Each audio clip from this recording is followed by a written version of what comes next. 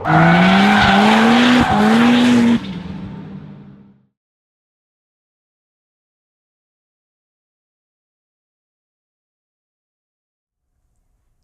is up, guys? Today we're going to talk about my new winter daily.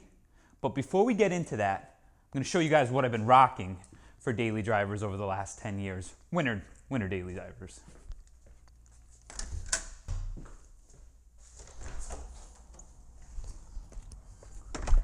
So, this has been my winter daily for the past almost 3 years now. And prior to that was that girl down there. That, which I'm not going to talk about too much, but that is a 1993 Chevrolet Suburban K1500. I bought it for $1,000 with 172,000 miles on it, put 20,000 miles on it, transmission, third gear clutch pack started slipping. My old shopmate and I rebuilt it. It was miserable, and it was one of the worst jobs ever, but it works. While we were rebuilding it, I was afraid that it wasn't going to pan out, so I started looking for an alternative just so I had something for winter transportation and not be at risk at putting any of the nice cars through the crappy New England salts. And I found this girl for $1,700. It's a 1994 GMC, so a little bit higher end than your typical base Chevrolet K1500 Starcraft edition. It's green-ish, which is my favorite color. If you guys haven't noticed that by now. It's got bronze tinted glass windows, which is pretty awesome. But that's not the best thing. The best thing about this thing is because it's a Starcraft for like Starcraft Boat Company, the interior has more fucking wood grain in this thing than a high school wood shop class. Check this out. Bam. Look at that. Oh, and also, it says Starcraft on almost everything. Now, this interior would actually not be that bad if it wasn't gray. If it was like a tan to complement the wood grain a little bit more. But look at this. Look at this freaking center console. Tell me that shit ain't fucking classy. It's got an aftermarket head unit in it. I even got auxiliary going on here. I got 2 speakers that power the whole thing. The rest don't work. You can see Starcraft. Starcraft, Starcraft, Starcraft, Starcraft, Starcraft, Starcraft. And guess what? Starcraft. But it's leather. So I've been rocking this thing. I tried to get rid of it last year because I was afraid that my time was running out with it. And I went up and bought a 07 Toyota, which was a one owner, 52,000 mile example. Bought it from a dealership, and on the way up there, ironically, that thing died and broke down. My brother came, picked me up, and I had to have that towed back from Massachusetts. I went out of state for it to upstate New York. Truck didn't pan out. The bed was rotting from the underside up. It had holes all the way through it where the bed is actually like bolted to the frame. So I ended up giving it back in the 3 weeks that I owned the truck for. I was able to fix the Starcraft and milk it along a little bit more, but my stomach, my gut feeling, let's say, started to kick in again that I had a finite amount of time left with that. So I started looking for another daily. I'm a pretty simple guy, and part of the reason why I've been able to get by in life with having the sports cars that I had is because there's always a compromise that was to be made. Back in the day, it started off like my red Miata was my only car. I dailied that thing for a whole year through the winter too. Eventually bought the NB and then moved up to a shipbox Jetta as my daily. It was a 96 2-liter Jetta, then to a 95 Civic Si hatch. That's when I picked up the brown Suburban and so on and so forth. So as I continued through life and grew in my career and made more money, I started to obviously like upgrade. So my daily now is an RX-8, which to me is like one of the nicest dailies I've ever had. It actually is the nicest daily I ever had. And now I'm super excited for my 1998 Lexus LX470. So part of the reason I went with a Toyota product is because with the Suburbans and being GM, I've had a lot of like stupid issues with those trucks and I hate working on them. So one thing that like I never do is I don't really like beat on my trucks. I just kind of milk them along and drive them gingerly, treat them as like an old vehicle, because I don't like working on them and I don't want to fix them when they break. And a lot of stupid things have broken on both of those trucks over the years.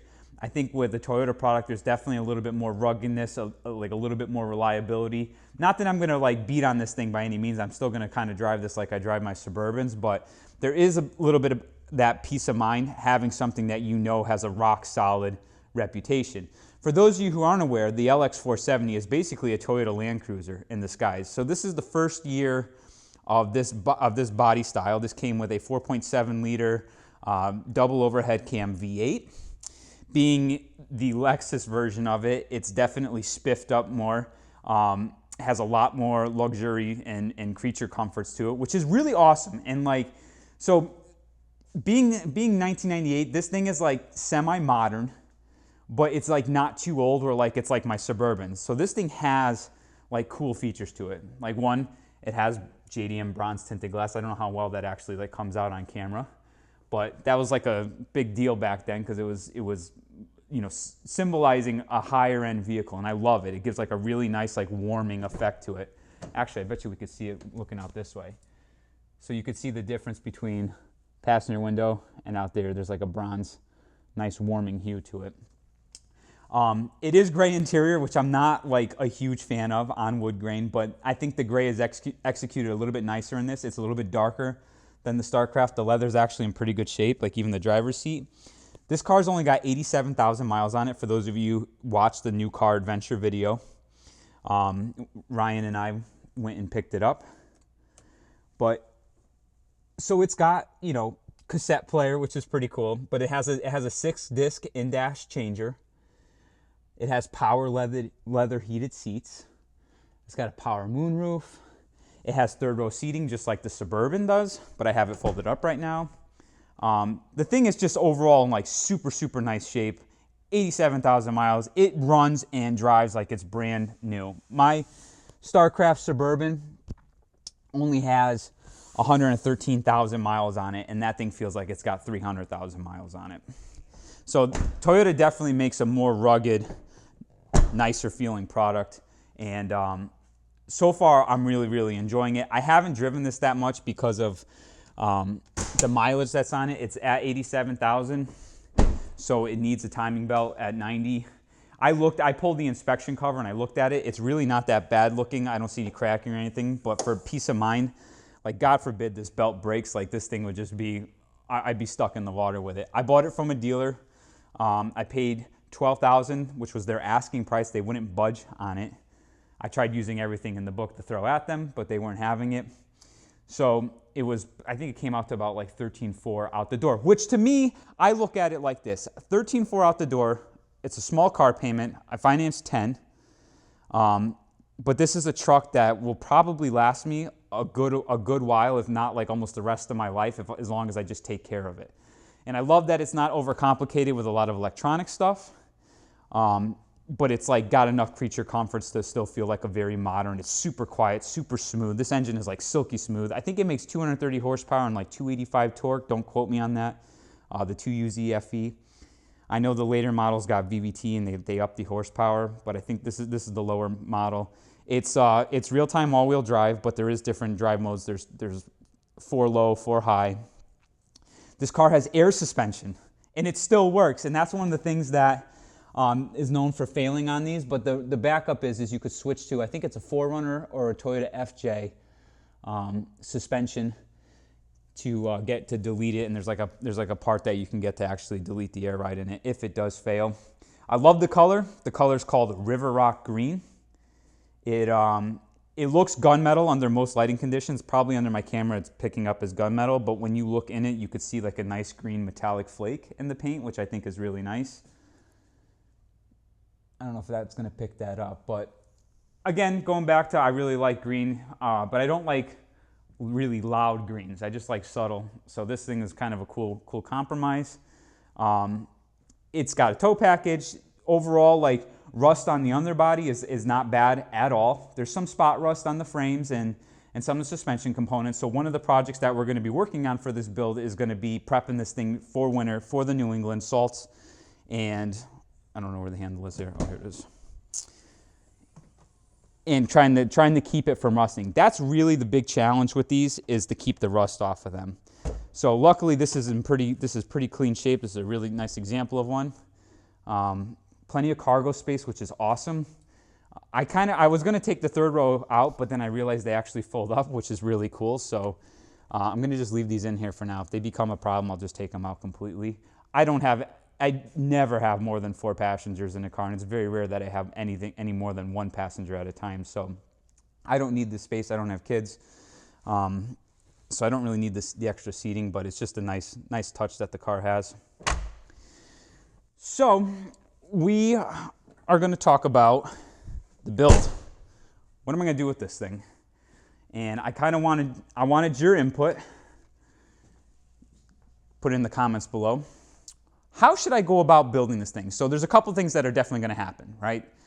Number one is going to be the timing belt and all the maintenance stuff that I can do while I'm in there. So that's the very first project. I've never done a timing belt on one of these. I've never even touched one of these. So we're just going to kind of dive into it and do it, and we'll video it. I'm going to definitely prep it for winter time and do all the undercoating and clean up all the rust. It's going to be a combination of Rust Bullet, which is a product I'll explain more about. I've used it quite a bit. It's actually a pretty rugged, durable rust-proofing product. A little bit of spray on Rust-Oleum rubberized undercoating for spots that I can't easily get at with a brush, and then POR for same thing for areas that I can't necessarily grind a lot of the rust off on. But I'm kind of torn. I've never been a truck guy, never been an off-road guy. But this thing's freaking cool. And I don't know if I want to kind of do some overlandy stuff on this, or if I want to kind of keep it a little bit more classy. So let me know how you guys want to see me build this. And I think the way we're going to do it going forward is if we get enough votes for a certain direction, I think that we'll just kind of navigate the path of mods that way. I'll leave it up to you guys to kind of tell me how to build it, and everybody will have input in it, and we'll just go from there. One thing that I do want to change, and I'm going to show you this right now. I love the front fascia of this car, let that be known. I think that this shot on looks awesome. It looks like something very special. And this is special. This was a big flagship car. But when you look at this thing from the corner, that giant amber section there in the corner lamp, I don't know if I can get it from inside the shop here. When you look at it first glance, it reminds me of a Ford Escape. So I want to get rid of those corner lights and maybe get something that's all clear and matches the headlights a little bit better. It does have projector bulbs, or projector housings, which is freaking awesome for a vehicle out of 1998. However,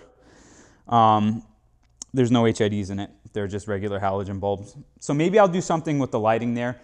Company sent me a set of LED bulbs. They're over there on the table for my NB that I'm going to test and do a product review for them. So if something like that works out well, maybe I'll go with an LED light solution for this. I don't like adding cluster stuff to the engine bay. So adding HIDs with the igniters and the ballast and stuff, it's just more wiring and more crap in the engine bay. I'm not really down with doing that. So wheels and tires, maybe. The stocks are a little bit small for the car itself and a little bit bland. Suspension, if the air ride fails, I actually kind of want to continue to rock the air ride for as long as I can. I can't get, guys, I'm not even exaggerating. This thing rides so nice, and it feels very, very, very special. When you drive a modern car, you can kind of feel a lot of them have a very similar feel, similar vibe to it. Not this thing. When you're driving this, you really do feel like you're driving something very high-end and very luxurious, and I really love that. Again, interior does show some datedness to it, but I like that there's no big TV screen plastered into the dash. They eventually added navigation, and it just doesn't, it didn't age well. I think this looks more timeless, definitely looks more classic. I like the polished wood grain. I think it looks really, really, really nice. One thing I love about the dash materials in this too is it uses kind of this textured leather look material. My S2000 dash is made of the same stuff, and I think that looks super, super awesome. There is stitched leathers, which is freaking sick. I love stitching in leathers. I mean, this was a time before they started doing contrasting stitching and stuff, but it's just really neat that it has this, and it's darker too. I definitely dig the darker leather. And again, like there's the poopy looking like gray light leather, but whatever, you know. This thing could be like way worse, and it just, I totally love it. When I test drove this thing, it was so funny because my wife was sitting in the back seat. The salesperson was up here in the front with me. Like, two things happened. One, I drove this, I said, wow, I really feel like I'm driving something special. I can't explain it, but you just knew right away that this is not your run-of-the-mill car. This thing drives awesome. It's so smooth, so quiet inside, super comfortable. I would not hesitate taking this thing on a long trip any day. And then my wife's sitting in the background, which we got her a brand new CX-5 a year and a half ago. She said to me after the test drive, she's like, oh my God, I want one of these. And she was asking if we can get her something like this used when the lease is up on her CX-5, which I thought that was really awesome because like my wife is like not like super huge in the cars, but she's perceptive on things, and obviously like she's married to me, so like, you know, she knows that I'm really critical on cars, and I'm very picky, very biased, and I thought it was hysterical that she like fell in love with this thing just from riding in it in the back. And she wanted something like this to replace their CX-5, which like that's a brand new car, but it's just a run-of-the-mill, mass-produced car. It's not really, it doesn't have that like special feel to it where this did. So like, I think that's funny. I think we may look for like a used GX 470 for her once her lease is up.